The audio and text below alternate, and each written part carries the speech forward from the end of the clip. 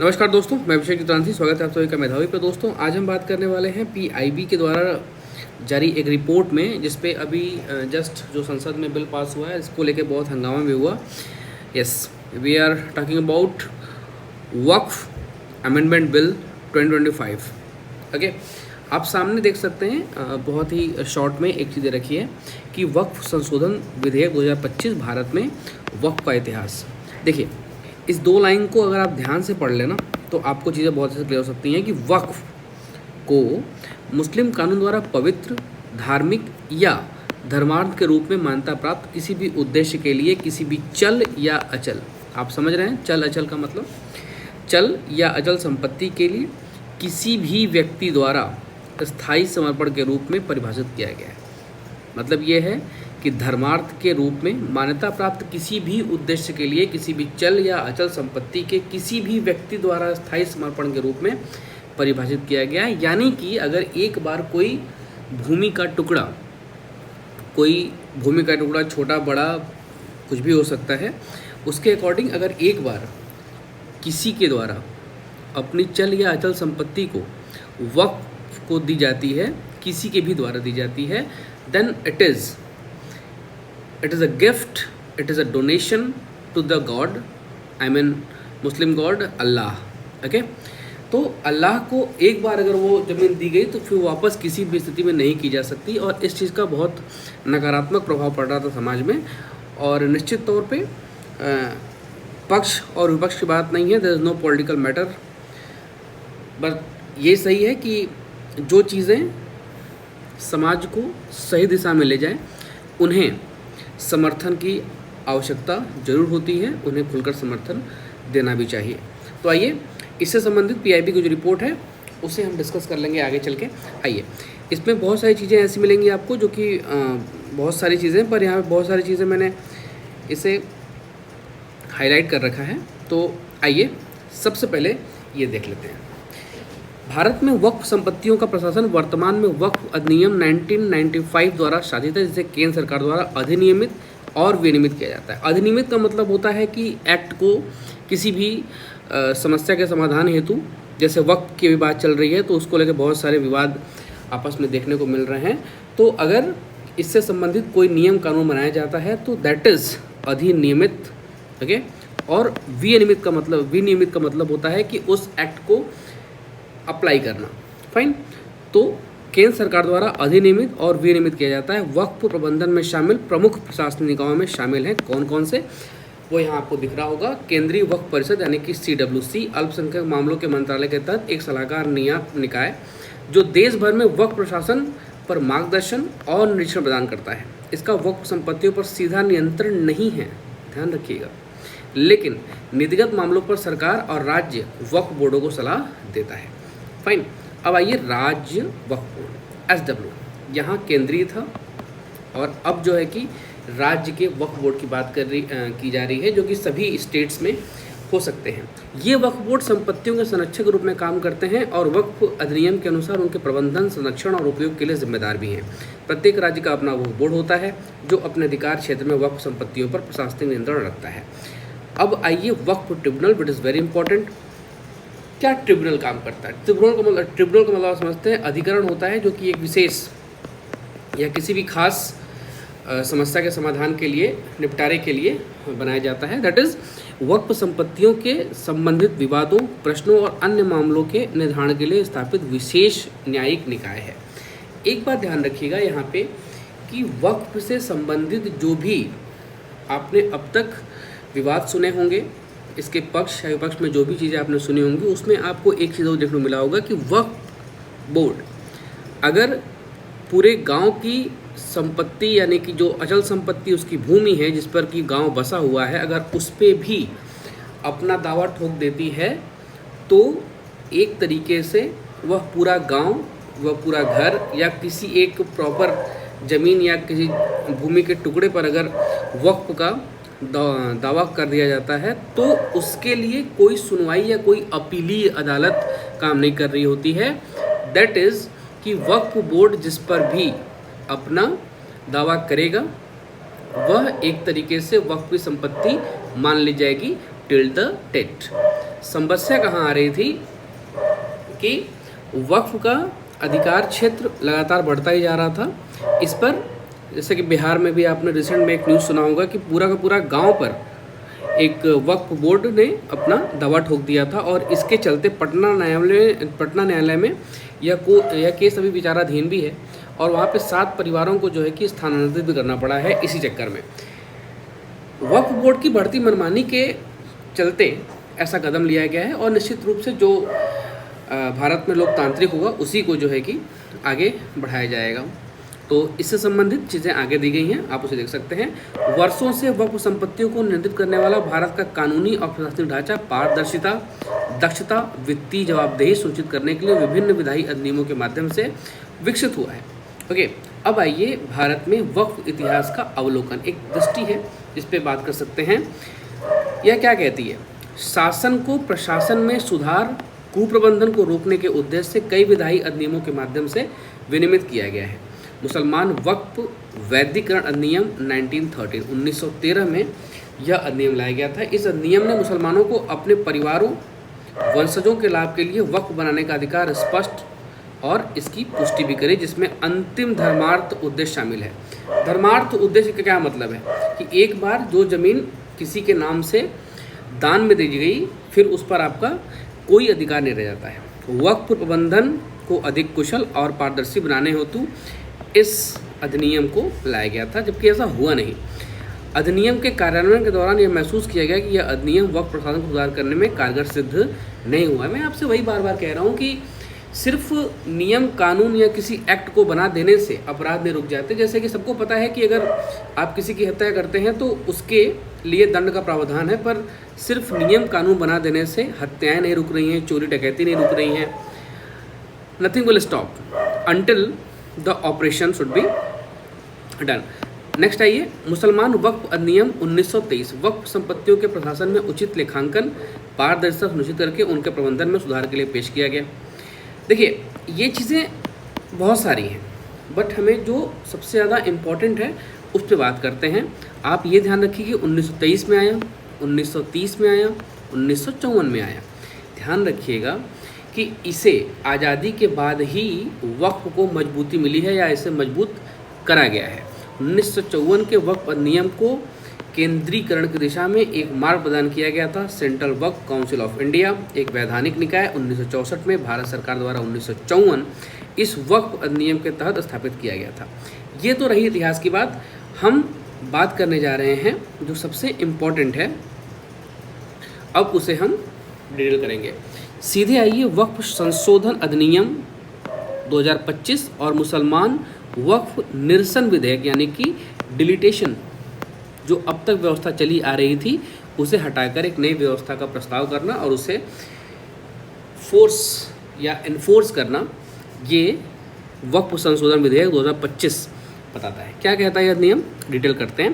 प्रस्तावित विधेयक वक्फ प्रशासन का आधुनिकीकरण करने, मुकदमेबाजी को कम करने और वक्फ संपत्तियों के कुशल प्रबंधन को सुनिश्चित करने के उद्देश्य से एक व्यापक विधायी प्रयास है। प्रस्तावित संसाधनों का उद्देश्य वक्फ अधिनियम 1955 की कमियों को दूर करना और 2013 संशोधन अधिनियम द्वारा पेश की गई विसंगतियों को दूर करना है। आप समझ रहे होंगे किस बारे में बात हो रही है। नेक्स्ट आइए, अल्पसंख्यक कार्य मंत्रालय द्वारा जो योजनाएं जारी की जा रही हैं उस पर इसकी क्या इंपॉर्टेंस रही है उस पर बात करेंगे।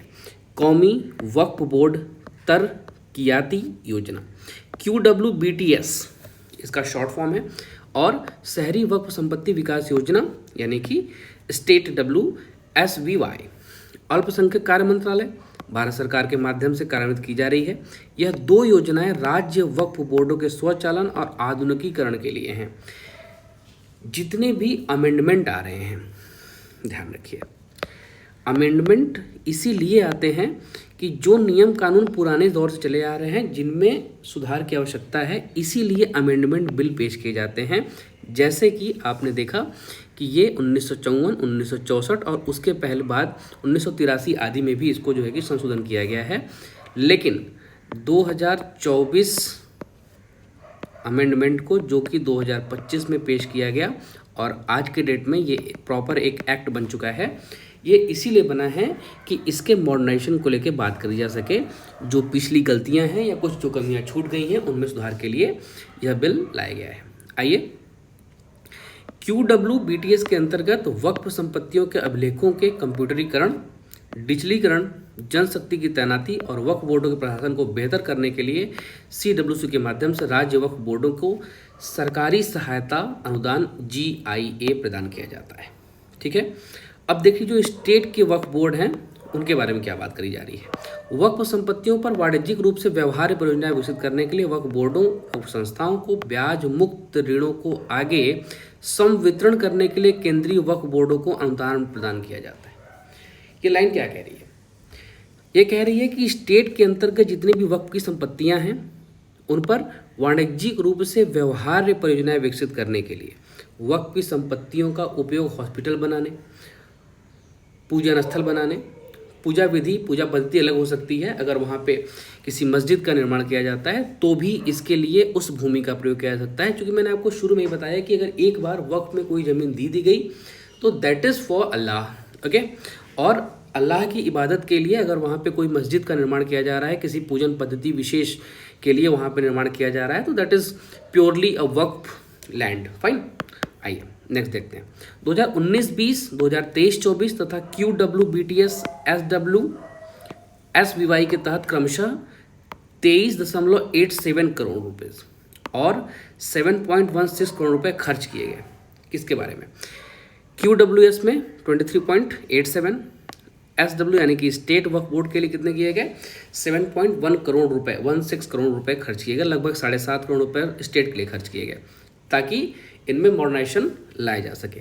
अब आइए देखिए जो ज़्यादा इंपॉर्टेंट हो रहा है यहाँ से कि भारत में वक्फ संपत्तियों का अवलोकन, कितनी ज़मीन है उसके पोर्टल पर और वक्फ के पास वास्तविक रूप में कितनी भूमि अवेलेबल है।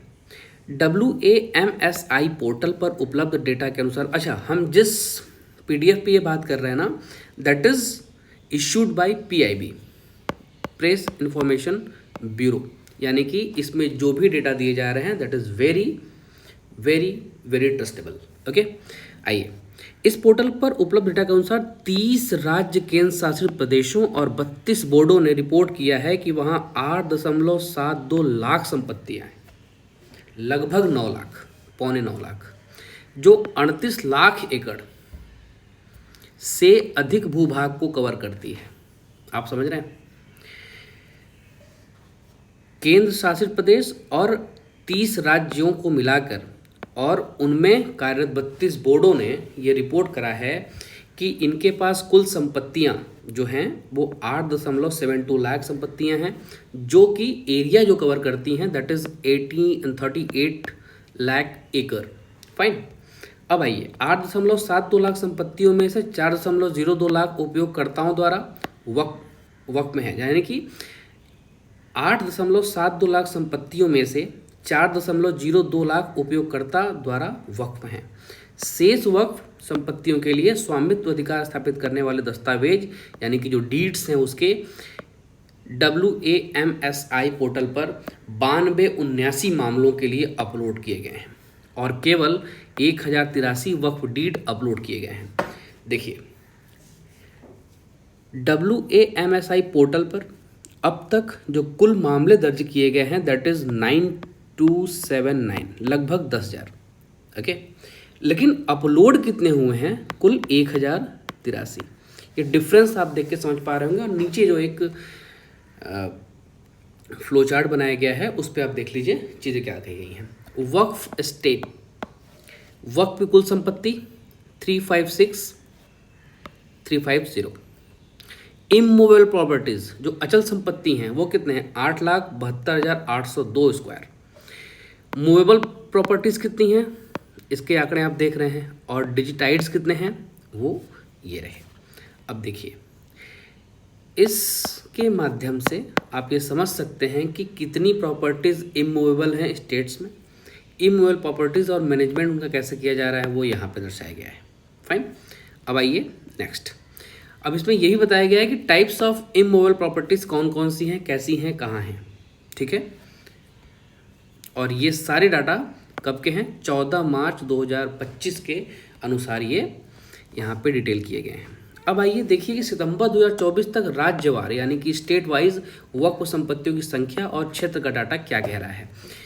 यहाँ पे लिखा हुआ है स्टेट वक्फ बोर्ड्स, राज्य के जो वक्फ बोर्ड हैं उनके पास कुल प्रॉपर्टीज़ कितनी हैं और उन प्रॉपर्टीज़ के कुल एरिया एकड़ में कितने हैं। अंडमान निकोबार वक्फ बोर्ड के पास कितने हैं? कुल 151 प्रॉपर्टीज़ हैं जिनकी एकड़ में अगर बात करी जाए तो वह 178.09 एकड़ की कुल संपत्ति उनके पास है अंडमान निकोबार में।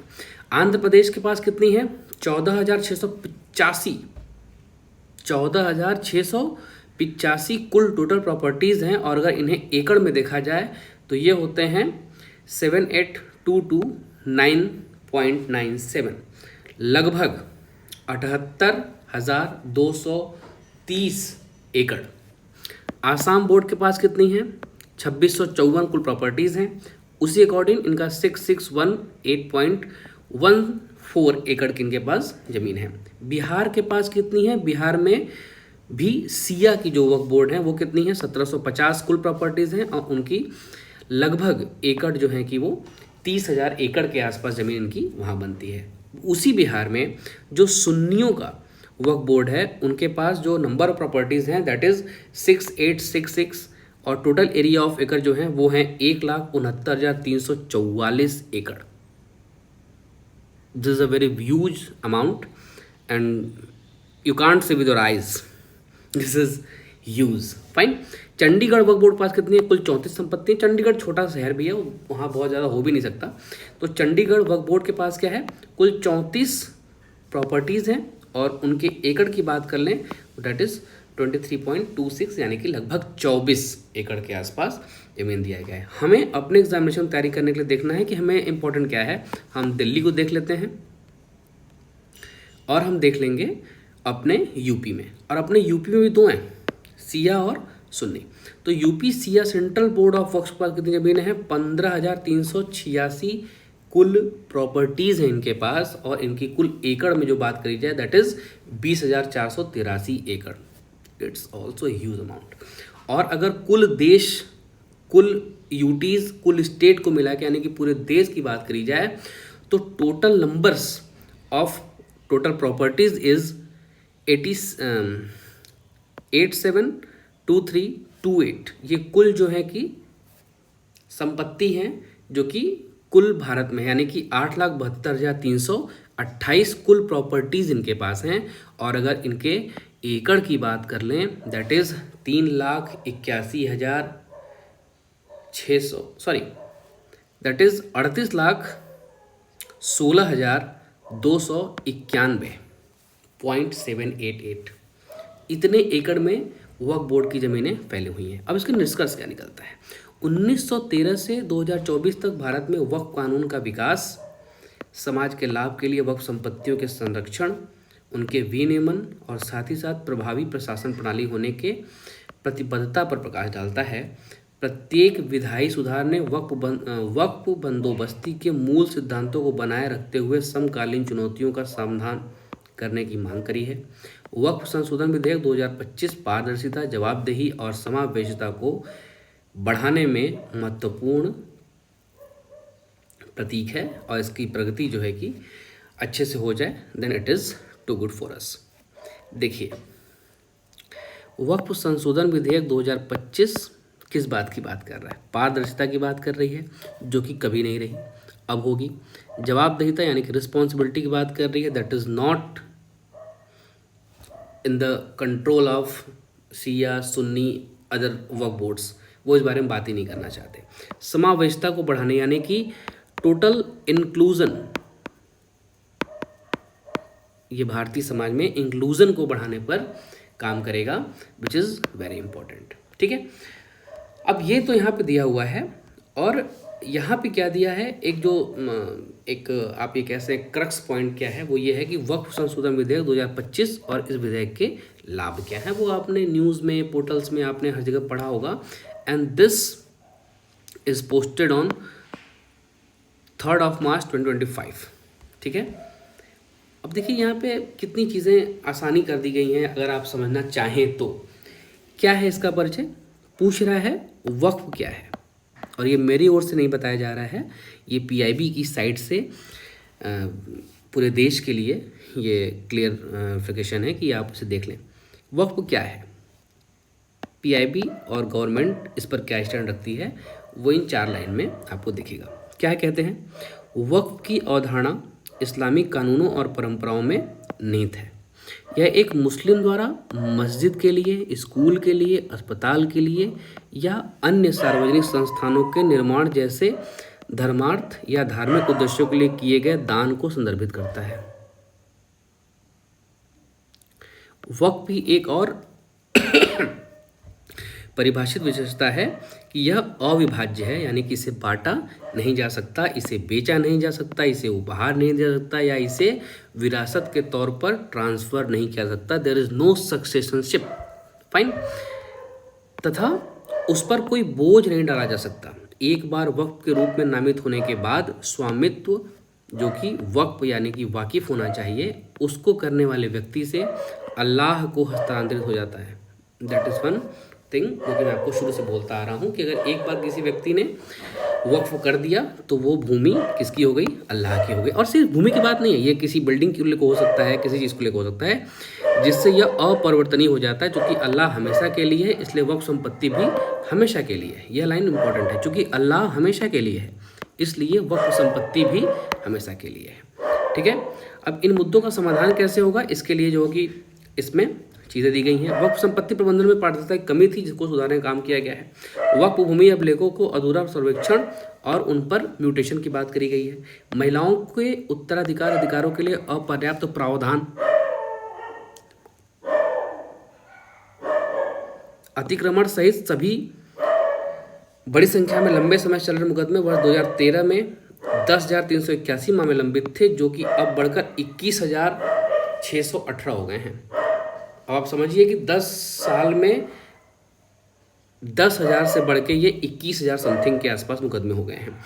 भाई कितना हास्यास्पद है कि वक्फ बोर्ड किसी ने पूरे गांव पर ही अपना दवा ठोक दे रहा है, या किसी भी घर जमीन जायदाद किसी पे भी कर सकता है, किसी भी अच्छा एक और चीज़ है, ये जो ट्रिब्यूनल बनाने की बात चल रही है वो इसीलिए चल रही है कि अगर वक्फ बोर्ड ने किसी संपत्ति पर अपना दावा ठोका है तो उसे किसी भी न्यायालयी प्रक्रिया से नहीं गुजारा जा सकता। यानी कि अगर मेरी भूमि पर, मेरे घर पर वक्फ की संपत्ति को दावा ठोका जाता है, वक्फ के द्वारा दावा ठोका जाता है, तो एक तरीके से ये मान लिया जाएगा कि वक्फ ने सही दावा ठोका है और यह संपत्ति उन्हीं की है। अच्छा, मैं इस पर अपनी विरोध भी दर्ज नहीं कर सकता, क्योंकि इसे किसी भी न्यायालयी प्रक्रिया से नहीं गुजारा जाएगा। दिक्कत तब हो जाती है जब आपसे आपकी ही संपत्ति या आपके दादा परदादाओं के द्वारा विरासत में मिली आपकी संपत्ति या आपकी अपनी बनाई संपत्ति को सिर्फ एक दावा मात्र से आपसे छीन कर अलग कर दिया जाएगा। अगर आपको इसमें समस्या आती है कि आप इस संपत्ति के असली हकदार हैं, वक्फ बोर्ड का दावा निराधार है, तो आप कहाँ जाएंगे? आप वक्फ बोर्ड के द्वारा स्थापित उसी बोर्ड में जाएंगे जो कि उन्होंने सुनवाई के लिए बना रखा है। अब आप समझिए, ये कुछ वैसा ही है कि मतलब मेरा कातिल ही मेरा मुंसिफ है, क्या ही मेरे हक में फैसला करेगा, ये वो कुछ वैसा ही है। इसीलिए इसको हटाने के लिए, एक तरफा न्यायिक व्यवस्था को हटाने के लिए ट्रिब्यूनल की भी व्यवस्था करी गई है। ट्रिब्यूनल की अधिकरण एक बनेगा, विशेष अधिकरण, जो कि वक्फ के दावा किए गए संपत्तियों पर उनकी जांच कर सकता है। फाइन, आइए, किसी भी संपत्ति को अपनी जांच का आधार वक्फ की संपत्ति घोषित करने में वक्फ बोर्डों की अतार्किक शक्ति, ये देखिए लाइन आप समझिए, किसी भी संपत्ति को अपनी जांच के आधार पर, यानी कि वक्फ बोर्ड अपनी जांच के आधार पर क्या करेगा? वक्फ संपत्ति घोषित करने तथा वक्फ बोर्डों की अतार्किक शक्ति को कम करेगा। मैंने वही आपको डिटेल किया है कि अगर एक बार वक्फ बोर्ड ने कह दिया कि आपका घर हमारा है तो आप कुछ नहीं कर सकते, आप किसी न्यायालय में नहीं जा सकते। फाइन, नेक्स्ट आइए, सरकारी भूमि को वक्फ घोषित करने से जुड़े कई विवाद आपको सामने देख रहे हैं। ये पीआईबी बोल रही है, this is not my analysis. ठीक है। वक्फ संपत्तियों के उचित लेखा जोखा और लेखा परीक्षण का अभाव, वक्फ प्रबंधन में प्रशासनिक अक्षमता जो कि साफ तौर पर दिखाई देती है, इस पर भी सुधार किए जाएंगे। नेक्स्ट है ट्रस्ट संपत्तियों के साथ अनुचित व्यवहार। अब मैं धार्मिक व्यक्ति हूँ, मैं अल्लाह में विश्वास रखता हूँ और मेरे पास कुछ ज़मीन पड़ी हुई है जिसका उपयोग मैं नहीं कर रहा हूँ, तो मैंने उसे ट्रस्ट के नाम कर दिया, यानी कि वक्फ कर दिया। अब उस समय जो मौलवी मौलाना या जो भी उस धर्मार्थ को प्रबंधन देख रहे हैं, अब पता चला कि मैंने तो धर्मार्थ कार्य के लिए दिया, अब देने के बाद तो मैं तो निवृत्त हो गया, क्योंकि अब उस पर मेरा कोई हक भी नहीं बनता कि मैं उसे वापस ले लूँ। देने के बाद उस प्रबंधन का कोई व्यक्ति अगर उसे अपने पास रख ले तो भी इस पर किसी तरीके का कोई भी आप प्रश्न चिन्ह नहीं उठा सकते। नेक्स्ट है केंद्रीय वक्फ परिषद और राज्य वक्फ बोर्डों में हितधारकों का कम प्रतिनिधित्व, यानी कि क्या है, the stakeholders in central Waqf council and state waqf boards are not eligible to take the proper guidance, take the proper responsibilities। उनके पास ये अधिकार ही नहीं है कि वो बहुत ज़्यादा कर सके, आप कह सकते हैं कि उनका रिप्रेजेंटेशन ही बहुत ज़्यादा कम है।